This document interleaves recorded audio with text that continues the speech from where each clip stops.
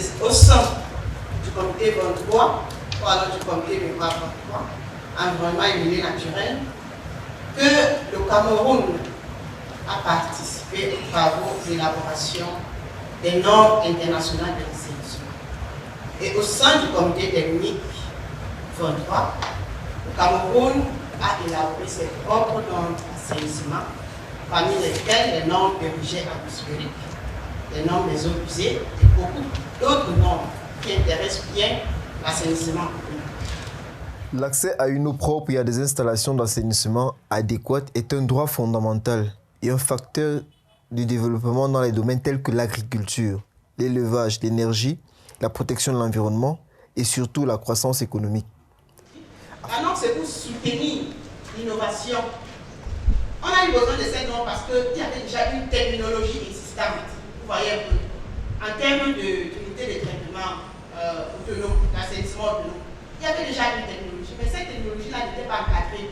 Chacun qui allait de son propre gré. Alors il fallait s'entendre pour définir les exigences communes afin de soutenir cette innovation-là, parce que c'est une nouvelle technologie qui tranche avec les talents traditionnels. Soutenir l'innovation et les politiques publiques, ça veut dire que quoi? L'État va bâtir son discours sur cette nouvelle technologie, peut-être sa politique de financement et autres. Donc c'est pour soutenir, c'est pour offrir à l'État des bases communément acceptées pour pouvoir bâtir ses politiques, lever les fonds et tout ça. La norme, c'est pour stimuler l'émancipation économique. Je m'engage dans la norme parce que j'ai quelque chose à gagner.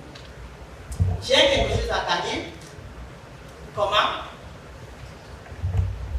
Imaginons-nous un seul instant que les exigences liées à la collecte ne sont pas maîtrisées par les agents en charge de collecter. Celui qui réceptionne ne sait pas que je dois vérifier. Il ne connaît pas. Il n'est pas formé. Il n'a pas de référentiel. On évolue dans un sac bien attaché qui parfois nous conduit à des erreurs, à des pertes de temps. À la fin, on n'est pas efficient.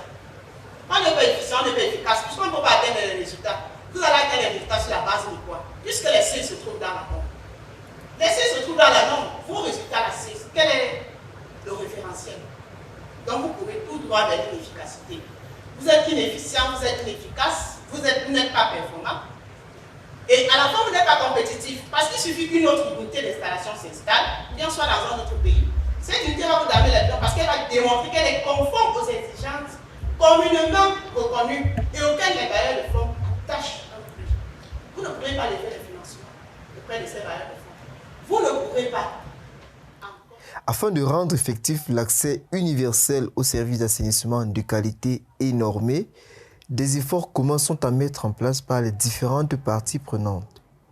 C'est donc dans cet esprit que la NOR, en collaboration avec l'Agence sénégalaise de la normalisation, a organisé le 13 décembre dernier un atelier de renforcement des capacités des acteurs de l'assainissement au Cameroun. On a des gens qui sont dans des zones éloignées, non accessibles pour les camions de vidange, et où parfois la nappe affleure. Donc toutes ces contraintes ont fait qu'il a fallu mettre en place quelque chose qui prend en charge ce dispositif-là. Et c'est là où on a pensé à des toilettes qui n'ont pas besoin d'être vidangées, ni raccordées au réseau, ni d'être vidangées. Alors, qu'est-ce qui se passe? Parce que bon, c'est la loi, tout se transforme. Où est-ce que va la matière? Peut-être c'est ça la question. Maintenant, justement, dans les systèmes de traitement, la majeure partie récupère le compost. Et pour le compost, on n'a pas besoin de pompe, c'est à la main ou avec une pelle, on le met sur le sac. C'est là où je disais, ça peut être intéressant, parce que quelqu'un qui installe autour d'une cité, il peut maintenant avoir un réseau de collecte de ces composts-là. Après, aller le commercialiser, parce que c'est du compost bio. ISO 24521, ISO 30500 et ISO 31800, objet de cette rencontre, constituent les premières normes dans le secteur de l'assainissement et couvrent ensemble la totalité de la chaîne des services en la matière. 24500, le comité 224 a élaboré la norme 24521 et ça a été un comité technique créé et avec une durée de vie longue. Parce que quand on dit comité technique, ça veut dire que même quand le projet s'arrête, le comité continue. Par contre, les comités projets 305 et 308 ont eu aussi jusque le gouvernement de l'ISO d'élaborer les normes, de compléter le dispositif des normes d'assainissement avec les toilettes inventées et le traitement des eaux usées. Donc, l'expression de besoin a été faite par Bill Laguette à travers l'ANSI. L'ANSI a fait l'expression des besoins à l'ISO. L'ISO a validé l'expression de besoin et a jugé nécessaire de créer un comité projet qui aura la charge d'élaborer, de compléter les normes d'assainissement pour ne pas se limiter seulement à l'unité qu'on a vue, mais pour imaginer la possibilité d'avoir les toilettes mobiles.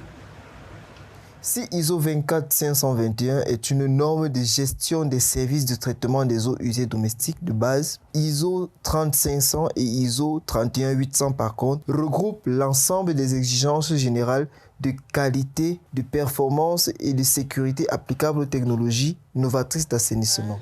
Participer à cet atelier de formation sur les normes, c'est une aubaine. Et c'est une vraie opportunité qui s'offre aujourd'hui à nous de pouvoir comprendre les normes qui sont liées non seulement aux toilettes, mais aussi à la gestion de la chaîne de l'assainissement. Et je pense que la norme 30500 nous aide à l'Association nationale des toilettes. Comment est-ce que nous pouvons aider les zones reculées à gérer les problèmes de toilettes? Parce qu'au niveau des zones reculées, en dehors de la ville de Douala, Yaoundé et Bafoussam, il n'y a pas de service d'assainissement, c'est-à-dire il n'y a pas de camions de vidange qui viennent transporter les matières fécales des toilettes pour les traitements. L'effectivité de cette activité regorge de plusieurs intérêts, parmi lesquels l'adaptation ou l'arrimage aux stratégies de villes intelligentes et durables, la création d'une économie circulaire où les déjections humaines deviennent des ressources utiles pour le développement de nouveaux marchés. De plus, la conformité aux normes internationales ISO représente un gage de confiance pour les consommateurs que les produits et services sont sûrs, fiables et de bonne qualité. Grâce à ces acteurs désormais outillés, nos villes peuvent espérer des lendemains plus salubres et mieux vendables.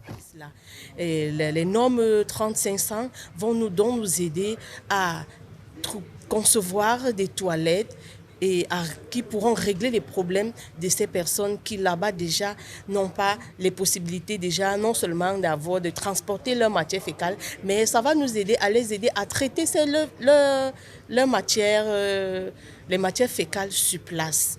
Et pour ce qui est des normes 24521, c'est très important pour nous. Pourquoi? Parce que nous travaillons sur la valorisation non seulement de la chaîne d'assainissement, c'est-à-dire du recueillement des ouvrages au transport et aussi à la valorisation. Ces normes vont pouvoir nous aider non seulement à travers avec les collectivités décentralisées, mais à mieux sensibiliser les populations, l'État aussi sur l'importance de mettre en exergue cette chaîne d'assainissement pour apporter l'amélioration des conditions de vie des populations et pourquoi pas sauver le peuple camerounais des maladies hydriques comme le choléra, la typhoïde, etc.